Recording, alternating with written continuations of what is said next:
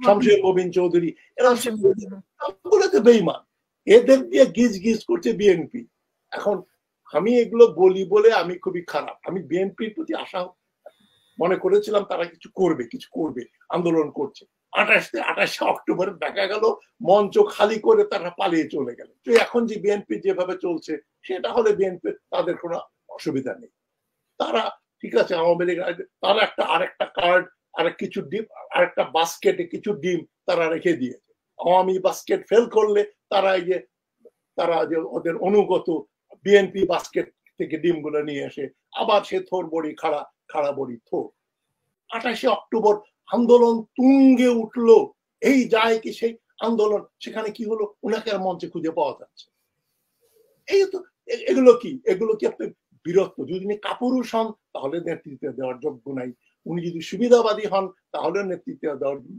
চাচা ছোলা কথা বলি, এই যে 2018 নির্বাচনের আগে মির্জা ফখরুল ইসলাম থেকে শুরু করে 4-5 জন স্যুট টুট পরে দিল্লিতে মোদির সঙ্গে দেখা করতে গেলেন। কেন গেলেন?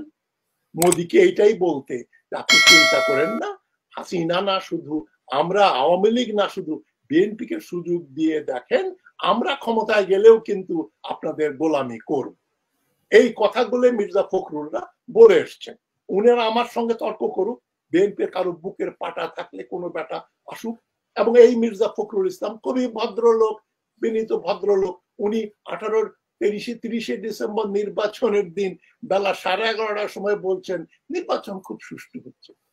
উনি তো বিএনপির সেক্রেটারি জেনারেল, তার কাছে অন্তপক্ষে 10,000 টেলিফোন এসছে এই সেলফোনের যুগে, রংপুর থেকে, চট্টগ্রাম থেকে, নোয়াখালী থেকে, ফরিদপুর থেকে, সিলেট থেকে, যে রাতের বেলা কিন্তু ভোট হয়ে গেছে, রাতের বেলা ভোট হয়ে গেছে, কোনো ভোটাভুটি হচ্ছে না, আমাদেরকে বেড়ে কেটে বের করে দিয়েছে, সেনাবাহিনী আমাদের ঢুকতে দিচ্ছে না। তো উনি 11:30টার সময় কথাগুলো কেন বললেন? উনি জানতেন না যদি, তাহলে রিজাইন করেন। আর যদি জানা সত্ত্বেও মিথ্যা কথা বলেছেন তাহলে তো বিএনপির উচিত তাকে ছুঁড়ে রাবিশ বিনে ফেলে দেয়। এগুলো কোনো কিছুই হবে না, কারোরই কোনো সাহস নেই, সবাই ধান্দাবাজ। এই বিএনপির বড় বড় 3-4টা নেতা দেখলেন না, তাইওয়ানের কাছ থেকে একজন $1 মিলিয়ন ঘুষ খেয়ে, এই যে আপনার আমির খসরু মাহমুদ চৌধুরী থেকে শুরু করে মুর্শেদ খান, তারপরে আপনার ওই যে ফরেন সেক্রেটারি ছিল ইন্টারমিডিয়েট পাস, ওই কি নাম, ওই যে কি চৌধুরী সিলেটে, শামসুর রবিন চৌধুরী, এরা সবগুলো তো বেঈমান। এদের দিয়ে গিজ গিজ করছে বিএনপি। এখন আমি এগুলো বলি বলে আমি খুবই খারাপ, আমি বিএনপির প্রতি আশা মনে করেছিলাম তারা কিছু করবে, আন্দোলন করছে। 28 অক্টোবর দেখা গেল মঞ্চ খালি করে তারা পালিয়ে চলে গেল। আপনার মনে আছে খন্দকার মোশতাক আহমদ যখন ওই অগাস্ট মাসে ক্ষমতায় বসার পরে সেপ্টেম্বর না অক্টোবর মাসে একটা মিটিং হচ্ছিল স্টেডিয়ামের বাইরে, সেইখানে বোমাবাজি হয়েছে, পটকাবাজি হয়েছে, ওই মিটিং আওয়ামী লীগাররা ভেঙে দেওয়ার চেষ্টা করেছে। মুশতাক আহমদের বৃদ্ধ মানুষ স্টেজ ছেড়ে নামেন নেই, শক্ত করে দাঁড়িয়েছিলেন। ওই সাহস যদি নেতৃবৃন্দ না থাকে, তোমাদের যদি আত্মাটা এতটুকু হয়, তবে নেতৃত্ব দিতে আসছেন কেন? কত কোটি কোটি লোককে রাস্তায় নামালো, সম্মেলন, এই সম্মেলন, পদযাত্রা, এইখানে বিভাগীয় সম্মেলন, একটা কিছু করে ফেলবো, আমরা কিছু করে ফেলবো। তো দেখা গেল জনগণ, বিএনপির সমর্থকেরা সাহসী, দেশপ্রেমিক, কিন্তু গোড়ায় গলদ, শস্যার ভেতরে ভূত। এটা আমাকে বিএনপির একজন প্রবীণ, খুবই ইনফ্লুয়েন্সিয়াল নেতা আমাকে বলেছেন, ভাই কি করব, শস্যার ভিতরে ভূত।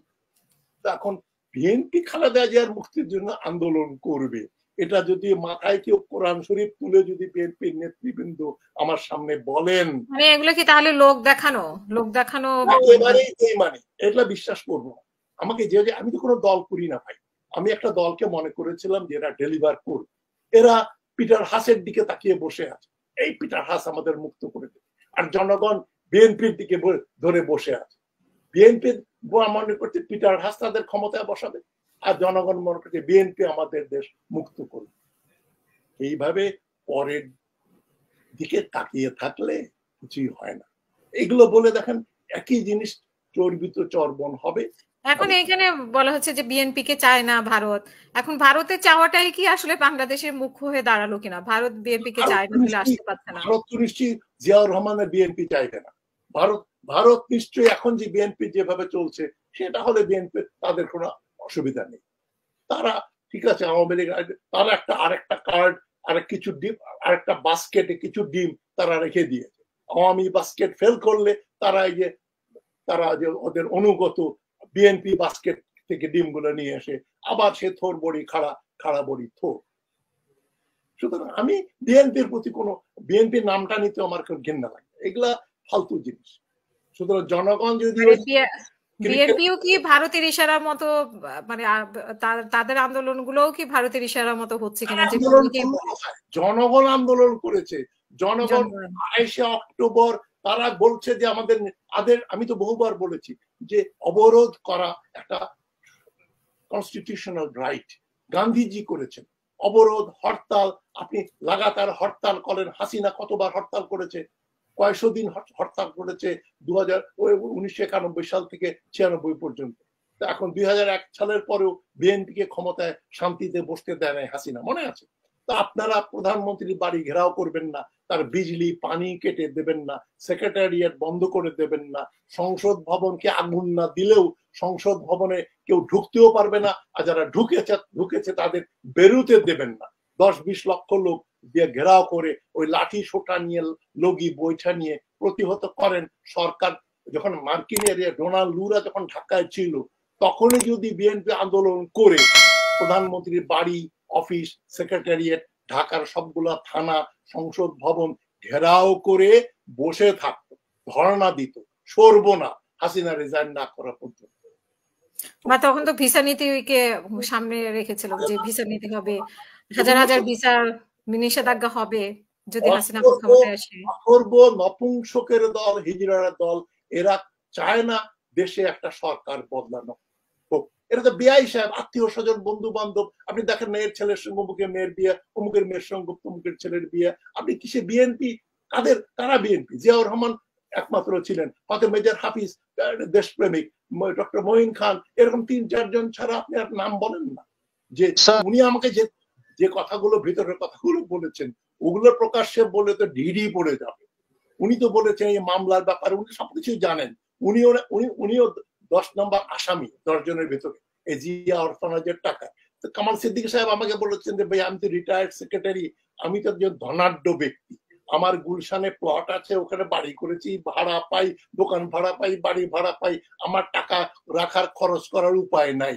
সেখানে আমি ওই $2 মিলিয়ন সেই এসছে আপনার কুয়েতের আমিরের কাছ থেকে, সেখানে 10 জন মিলে ভাগাভাগি করবে, এবং খালেদা জিয়াও কতটা নির্লজ্জ হলে আমার সঙ্গে এবং আরো 9-8 জনের সঙ্গে মিলে ওই টাকাটা চুরি করবেন।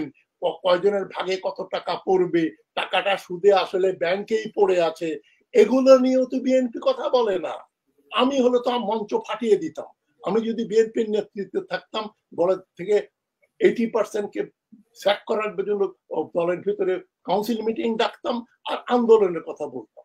28 অক্টোবর আন্দোলন তুঙ্গে উঠলো, এই যায় কি সেই আন্দোলন, সেখানে কি হলো? ওনাকে আর মঞ্চে খুঁজে পাওয়া যাচ্ছে। এই তো এগুলো কি আপনি বীরত্ব? যদি উনি কাপুরুষ হন তাহলে নেতৃত্ব দেওয়ার যোগ্য নাই, উনি যদি সুবিধাবাদী হন তাহলে নেতৃত্ব দেওয়ার সুযোগ নাই, আর উনি যে লাজুক হন যে এগুলা বললে হাসিনা কি মনে করবে যে আমি আন্দোলন করি, আমি ভদ্র মানুষ, আমি করব না, তার তো নেতৃত্বে থাকার কথা না। আপনি আমার এই কথাগুলো খুবই অপ্রিয়, আপনার একটু দরজা বাতি নিভিয়ে আমার কথাগুলো চিন্তা করে দেখেন। আমার তো কোনো স্বার্থ নাই, আমি তো দেশে গিয়ে মন্ত্রী হতে চাই না। সুতরাং আমি এখন 76 বছর বয়স, এই সেপ্টেম্বরে 77 বছর বয়স হবে। আমি 77 বছরের যুবক বলে নিজেকে মনে করি। সুতরাং আমার কোনো ওই অন্য হবি আছে, আমার লাইফস্টাইল আছে, আমি জিমে যাচ্ছি, লেখাপড়া করছি, এখানে যাচ্ছি, ট্রাভেল করছি, আমার তো অবসর, প্রচন্ড অবসর, লেখাপড়া এখন একটা বইয়ের কাজ করছি। সুতরাং আমি এই কথাগুলো বলছি, আপনি জিজ্ঞাসা করছে বললেন বলেই বলছি যে বিএনপি কি খালেদার মুক্ত করে। খালেদাকে মুক্ত করতে চাইলে খালেদার বাড়ির সামনে সেদিন বালি ফেলার সাহস পেতেন। ওখানে যদি 10,000 20,000 বিএনপি কর্মী খালি হাতেও যদি দাঁড়িয়ে থাকতো, ওই ট্রাক ড্রাইভার সহ সবগুলোকে তারা তুলে বুড়িগঙ্গায় ফেলে দিতে পারত। কেন সেটা হয় নাই কেন বলেন? অসংখ্য ধন্যবাদ যে হাসনাত আলী। জি, স্যার আর কিছু বলতে চাচ্ছেন? আমি হাসমি আর স্যার। কিছু বলতে চাচ্ছি না। এগুলো না, পুরো আলোচনাটা ঝুলে গেছে ওই ব্যাক টু স্কোয়ার ওয়ান। আসল হ্যাঁ, সমস্যা হচ্ছে হাসিনা। তাকে হটাতে হবে। এখন হটাবে কে সেটাই তো সবচেয়ে বড় প্রশ্ন। বেনিয়াদেরকে ভাবে না হটালেও সরকারকে কোণ ঠাসা করে দিয়েছে। জনগণকে কে মানে জনগণকে বেনিয়াদে জনগণ সংসদ ভবনে আগুন দিয়েছে। যেমন জনগণ যেরকম ২৮শে অক্টোবর মানে এর আগে ২৮শে অক্টোবরের আগে বিএনপিকে যেরকম আঁকড়ে ধরেছিল হ্যাঁ, অবলম্বন হিসেবে। হ্যাঁ। সেরকম আমাদের জনগণ কাউকে না কাউকে আঁকড়ে ধরতে চায়। সে আঁকড়ে ধরার জায়গাটা হারিয়ে ফেলেছে। জনগণ তো বারবার তারা হচ্ছে ক্রেস্ট ফলেন হচ্ছে। তারা আশা করে, আশা ভঙ্গ হচ্ছে, আশা করছে ভঙ্গ হচ্ছে। ঈদের পরে হবে, ঈদের আগে হবে, অমুক দিন হবে। তারা তো আশায় আশায় বুক বেঁধে বসে আছে। হাজার হাজার বিএনপি কর্মী জেলখানায়, হাজার হাজার ফেরার। দেশের বাইরে এবং দেশের ভেতরে তারা কেউ দিনাজপুরের লোক ঢাকায় আছে, ঢাকার লোক দিনাজপুরে আছে। এইভাবে তারা পুলিশের চোখ ফাঁকি দিয়ে ঘুরে বেড়াচ্ছে। বিএনপি তো বিএনপির ১৬ বছর ১৮ বছরের কর্মীকেও পুলিশ ধরে নিয়ে যাচ্ছে। তো বিএনপি যে এখনো টিকে আছে দল হিসেবে এটাই তো মিরাকল। এরা নেতৃত্বের জন্য নেই। জনগণ জিয়াউর রহমানকে ভালোবাসে, বাংলাদেশকে স্বাধীন সার্বভৌম দেশ হিসেবে চিন্তা করে, সেই জন্যই এখনো বিএনপি নামে একটা দল টিকে আছে। এর একটা অল্টারনেটিভ দরকার। অথবা বিএনপিকে ২৪ ঘন্টার মধ্যেই পুরো স্ট্র্যাটেজি চেঞ্জ করে আন্দোলনের পথে নামতে। তাদেরকে কেউ ক্ষমতায় বসাবে না। জি। অনেক ধন্যবাদ।